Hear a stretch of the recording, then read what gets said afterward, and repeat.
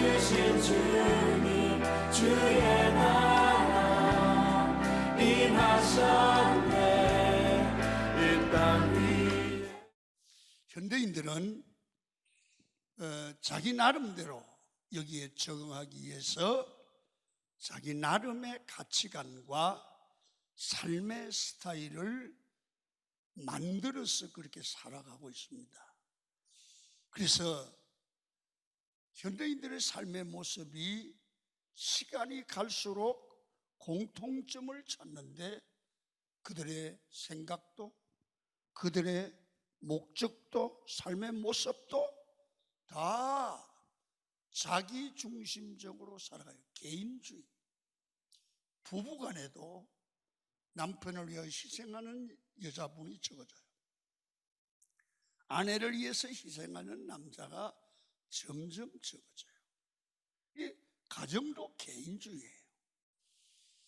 이러한 세상에서 우리는, 하나님의 사람들은 그들과 똑같이 살아서는 안 된다는 거죠.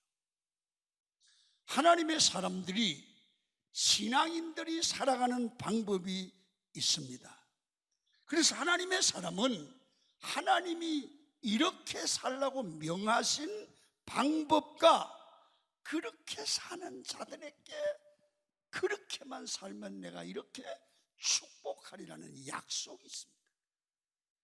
그래서 우리 주님은, 주님이 구체적으로 가정에서는, 삶의 현장에서는, 부부간에는, 부모와 자식 간에는, 교회 공동체에서는 하나님의 사람이 살아가는 방법을 가르쳐주고 있는 거예요. 그러면서 이런 삶이 세상의 모델, 빛이 되고 소금이 되어야 된다는 거예요. 여러분, 우리는 오늘 이거 한번 전제하겠습니다. 우리는 이 세상이 아무리 개인주의로 가고 삭막해지더라도 우리는 그리스도인의 긍지를 가지고 내 마음대로 살지 말고 하나님의 명령하신 방법대로 살아가는 여러분이 되기를 축원합니다. 하나님의 사람이 살아가는 방법이란 말이에요. 이런 본문은 예수님에 대한 예언인데, 그 예언이 있은 후에 700년 이후에 예수님이 이 예언대로 이 땅에 오심으로 그 말씀이 성취되어요. 여러분, 이 예언은 이 예수님 당시에 오실 분들을 향한 예언인과 동시에 이 말씀은 하나님의 말씀이기 때문에 이 말씀을 읽고 묵상하는 여러분들과 저에게도 동일하게 이루어지는 말씀이고 하나님의 말씀인 줄로 믿으시기를 축원합니다. 여기에는 하나님의 사람이 살아가는 세 가지 방법과 약속이 있습니다.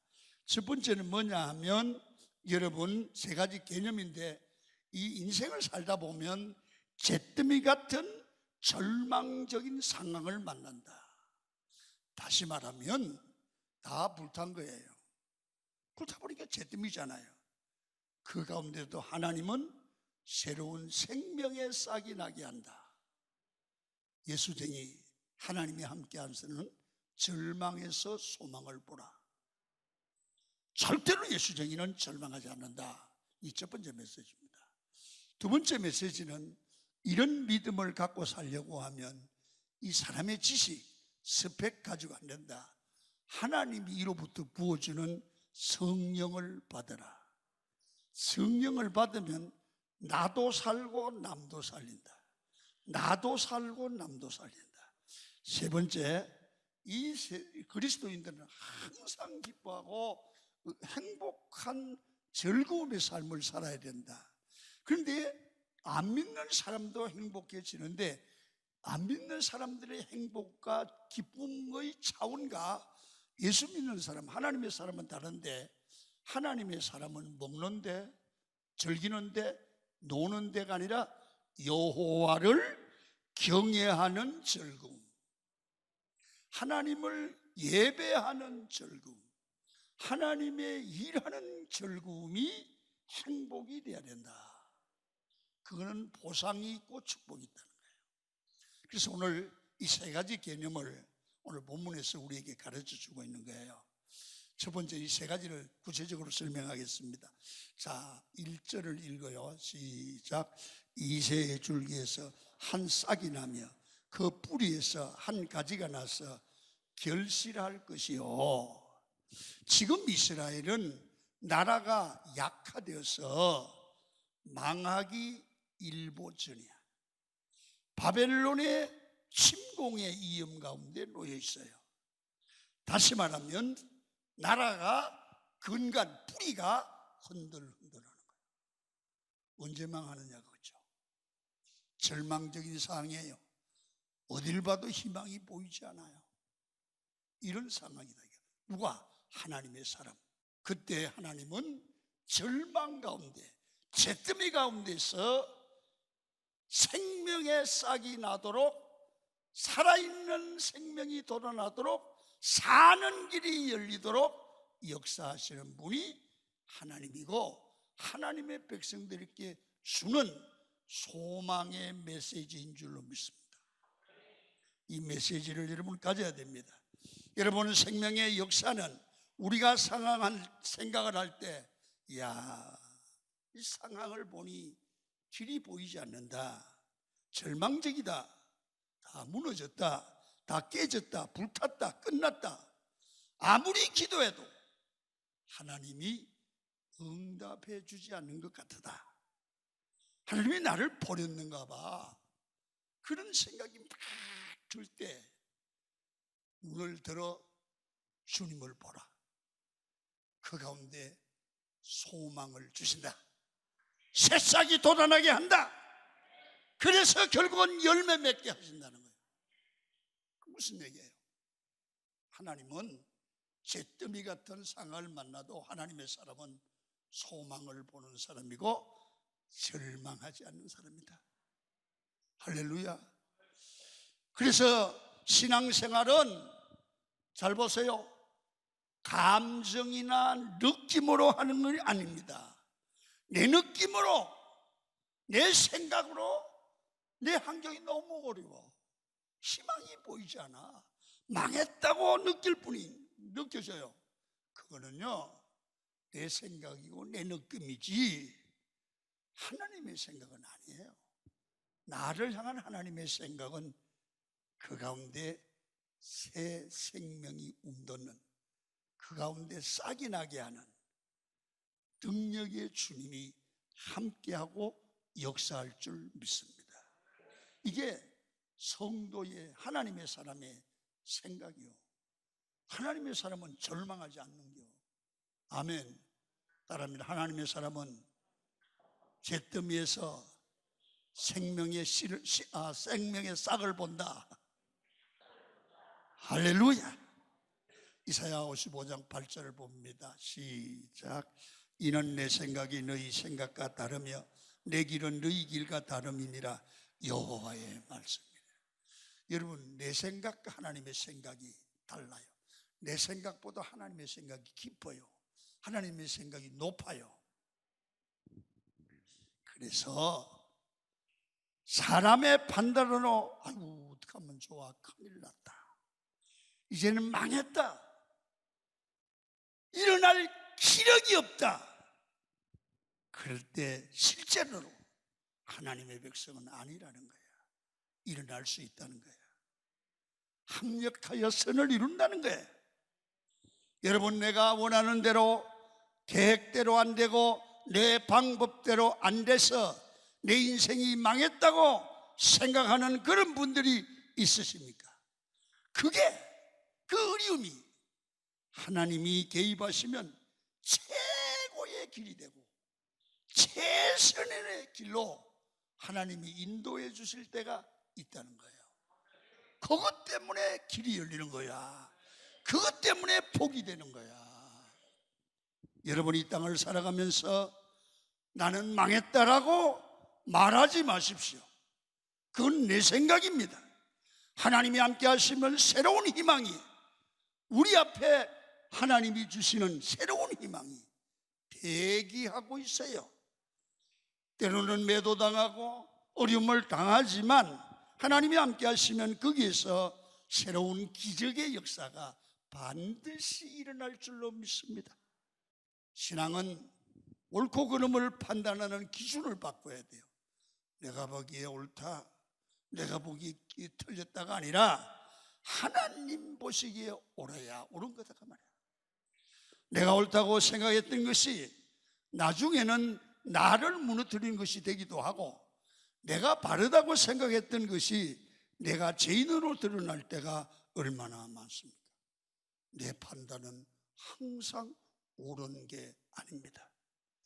나와 함께 하시는 하나님은 좋은 신 하나님인 줄로 믿습니다. 하나님은 좋은 것을 주시는데 내가 보기에는 고난같이 보여서 하나님이 왜 이런 걸 주실까 원망할 수도 있습니다. 그러나 지나고 보면 이런저런 모든 것이 합력하여 선을 이루고 좋게 만들어 가는 거예요. 모세가 미디안 광야에서 40년 동안 양을 치면서 얼마나 낙심을 했겠어요. 처가살이 하면서. 근데 그게요, 힘이 들고 낙심이 들고 잿더미같이 살아도 40년 지나고 나니까, 훈련되고 나니까 그게 있어서 훈련을 받았기 때문에 이스라엘의 위대한 지도자가 되는 거예요. 지도자가 되는 거예요. 그게 필요한 거예요. 그게 아직까지 몰라요. 내가 지금 당하는 어려움이 축복이 될 줄로 믿습니다. 그래서 진정한 하나님의 사람의 태도가 어떻게 되어야 됩니까? 합력하여 선을 이루시는 하나님을 믿고 절대로 낙심하면 안 됩니다. 절망과 고난 가운데서도 싹이 난다는 믿음을 갖기를 축원합니다. 잿더미 가운데 싹이 난다는 걸 믿고 의지해야 됩니다. 그 사람이 하나님의 사람입니다. 그 사람이 믿음의 사람입니다. 두 번째, 이렇게 살려면 여러분 내 힘으로 안 돼요. 성령이 오셔야 돼요. 그래서 하나님이 사람이잖아요. 이 내 힘으로 하는 건 한계가 있어요. 우리가 세상 사람과 다를 바가 없어요. 그런데 다른 게 있어요. 예수 믿고 주를 영접하고 성령이 오시면 달라요. 생각이 달라지고 능력이 달라지고 일을 진행하는 모습이 달라져요.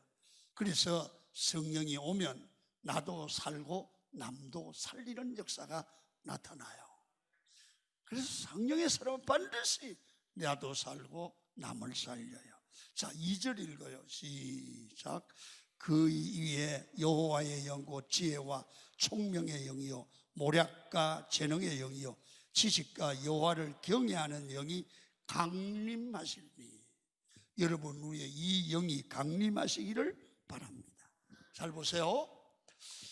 하나님께 역사적으로 볼 때, 성경적으로 볼 때 하나님께 크게 쓰임을 받은 사람들은 다 공통점이 있는데 성령 충만함을 구하고 성령의 기름 부음을 받은 자들이 크게 쓰임을 받았어요. 자, 성경을 봐요. 출애굽기 36장 1절이에요. 시작. 부사렐과 오홀리압과 및 마음이 지혜로운 사람 곧 여호와께서 지혜와 총명을 부어사 성막을 만든 사람들이에요.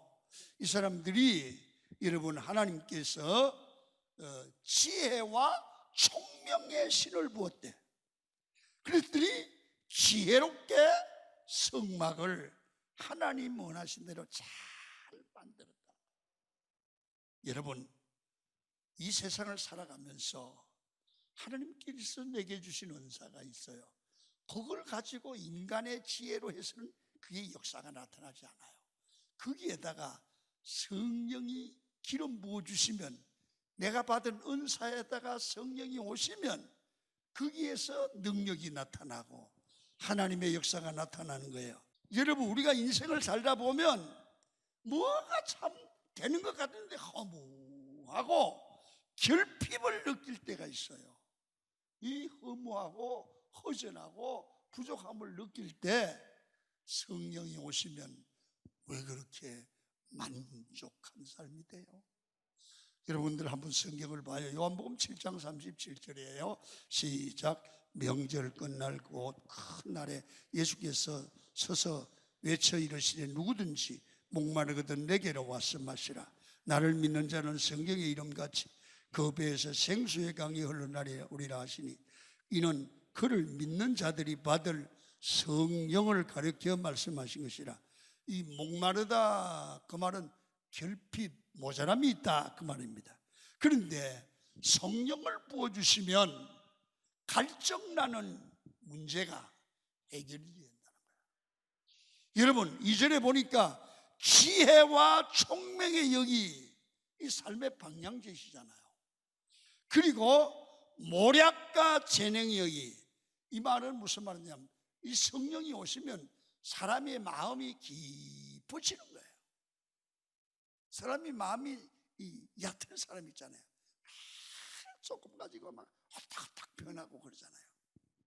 근데 이런 사람도 성령 받으면 깊이가 있어요.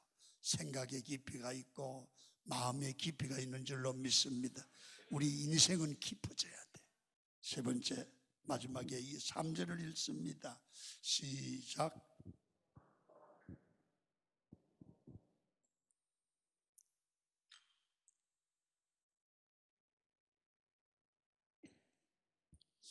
여기 보면 세 번째 하나님의 사람은 사는 게 즐거움이 있어야 되는데 즐거움이 뭐요? 행복이라는 거야. 우리 인생의 즐거움이 행복이다. 그래서 행복하려고 밥 먹고 좋은 밥을 먹고 즐거워하려고 하고 좋은 집을 짓고 즐거워하려고 하고 여러분 돈을 벌고 즐거워하려고 하잖아요. 사람들이 다 행복하려고 하는 것은 즐거워하려고, 기쁨을 얻으려고. 돈 버는 게 그거잖아요. 옷을 입고 야 이쁘다 그러면 즐겁잖아요. 그래서 명품 사는 거예요. 아멘입니까? 근데 어떤 사람은요 명품을 들었는데 가짜 같아. 어떤 사람은 짝퉁을 들었는데 진짜 같아. 근데 그게 뭐냐? 사람됨이야. 근데 여러분 하나님의 사람은 즐거워하는 대상이 뭐냐 이거예요. 여러분 즐거움은 뭐예요? 여러분 우리는 그 즐거움에 시간을 바치고 즐거움에 인생을 바쳐요. 여러분 성경을 이렇게 해야 돼요. 예수 믿는 사람, 하나님의 사람은 여호와를 경외하는 즐거움이 있어야 돼요. 여호와를 경외하는 즐거움, 하나님을 섬기는 즐거움. 유대인의 즐거움은 하나님을 경외하는 즐거움이야. 예수 잘 믿는 즐거움. 여러분 이 즐거움이 최고의 즐거움이 되기를 축원합니다. 여러분 신앙의 절정은 하나님이 마음에 심겨주신 기쁨, 하나님이 주시는 행복이 있기를 축원합니다. 신앙은 자발적으로 기쁨으로 섬기는 것을 하나님이 좋아하지요. 여러분 우리 인생에서 가장 기쁨이 예배하는 기쁨. 여러분 예배가 즐겁습니까? 찬송하는 기쁨. 찬송할 때 하나님의 임재를 느끼는 거야. 그리고 예배를 말씀을 듣는데 그 말씀이 나를 구체적으로 치료하는 거야. 그게 즐거움이 돼야 돼요. 그래서 여러분 이제는 여러분들이 여호와를 경외하고 하나님 관계에서 얻는 행복을 누려야 돼요. 여러분 봐요. 신앙생활 잘한다고 아침에 새벽기도 마치고 밥 먹고 갈 데가 없어 성경 보다가 기도하다가 밥 먹고 저 교회 와서 기도하다가 점심 먹고 기도하다가 저녁 먹고 성경 보고 기도하다가 그 이튿날 새벽에 나고 찬송하고 매일 찬송하고 기도하고 밥 먹고, 이게 예수 잘 믿는 거 아니에요? 이건 백수요. 백수가 뭔지 알아? 백수. 그렇게 믿는 게 아니에요. 예수 믿는 건 아침에 피곤한 몸이지만 새벽에 나와서 하나님께 기도하는 겁니다. 하나님 오늘 하루를 주님께 부탁합니다. 내가 말에 실수하지 않게 하시고 어떤 어려움을 당하더라도 주님이 지혜를 주셔서 해결하게 되게 하시고, 그렇게 기도하고 현장으로 나갑니다. 믿지 않는 사람들과 치열하게 부딪히면서 예수 그리스도의 사람으로서의 긍지를 가지고 믿음으로 말하고 행동하면서 관계를 이어가는 동안 세상에 빛되고 소금돼야 됩니다. 때로는 억울한 일을 당하기도 하고 욕을 먹기도 합니다. 그래도 믿음의 사람이기 때문에 웃으면서 받아줍니다. 속이 부글부글 끓을 때도 있습니다. 그래도 인내하는 겁니다. 치열한 싸움입니다. 자, 4절 한번 보세요. 시작.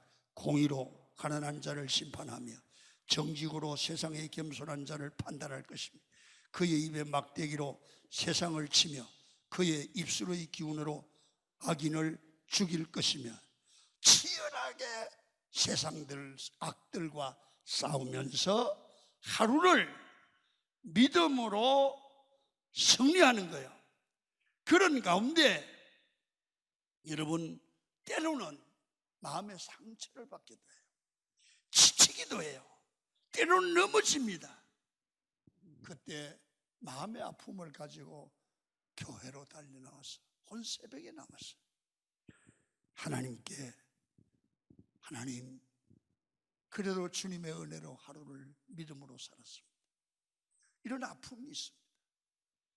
이렇게 주님께 의지합니다. 주님, 나를 치료해 주옵소서. 주님, 주를 사랑합니다, 찬양합니다. 그럴 때 주님의 위로가 오는 거야. 새 힘을 주시는 거야. 새 은혜를 받는 거야. 새 능력으로 하루를 치료하는 거야. 나도 모르게 새 힘을 갖고 또 하루를 출발해요. 거기서 여호와를 경외하는 기쁨과 확신과 능력을 갖게 될 줄로 믿습니다. 우리는 바른 신앙생활을 해야 합니다. 6일 동안 치열한 삶의 현장에서 믿음으로 살아가는 몸부림이 있어야지 주일날 예배가 은혜가 되고 기쁨이 되지 않겠습니까? 잠언에도 이런 말이 나옵니다. 낮에 열심히 일한 사람이 밤에 단잠을 잔다고요. 예수 믿는 사람은 기억하십시오. 직장에서도 요령 피우지 마세요. 직장에서 남의 눈치 보지 마세요. 내가 할 일이 없거든 일을 찾아서 하세요. 남의 일 좀 도우면 안 돼요. 예수 믿는 사람은 좀 더 일하면 안 돼요. 놀고 먹는 것은 죄악이에요. 여러분, 오늘 여러분 날마다 예배의 감격에 젖어야 됩니다. 예배에서 어떤 사람이 예배의 기쁨을 누릴 수 있겠습니까? 항상 감격스러운 은혜를, 예배를 기대하면서 내 삶에서 이 치열한 세상살이에서 받은 상처를 고스란히 가지고 주님께 가지고 와야 됩니다. 그래서 주님께 내놓는 겁니다. 주님을 통해서 위로를 받고 성령의 충만함을 받고 말씀으로 해결을 받는 겁니다. 그리고 해결받은 기쁨을, 응답받은 기쁨을 가지고 돌아가서 세상을 또 이기는 겁니다. 이런 사람들은, 예배의 간격에 젖은 사람들은 얼굴이 다릅니다. 말이 다릅니다. 찬송이 다릅니다. 기도가 다릅니다. 여러분, 예수 믿는 기쁨이 있기를 축원합니다. 여호와를 경외하는 기쁨이 여러분의 행복이 되기를 바랍니다. 세상의 기쁨이 아니라 하나님을 경외하는 기쁨이 우리 모든 성도들에게 가져가기를 바랍니다. 하나님의 사람이 살아가는 방법은 3가지입니다. 오늘 그걸 말씀드렸습니다. 잿더미 같은 어려움이 올 때 절망하지 말아라. 거기도 하나님이 새싹이 나게 하신다. 2번째는 성령의 사람이 되어라. 그래서 나도 살고 남도 살려라. 3번째, 행복해야 된다. 그 행복은 세상의 행복과 다르다. 여호와를 경외하는 즐거움이 있어야 된다. 예수 믿는 즐거움, 예배의 즐거움, 찬양의 즐거움, 응답의 즐거움이 있기를 축원합니다.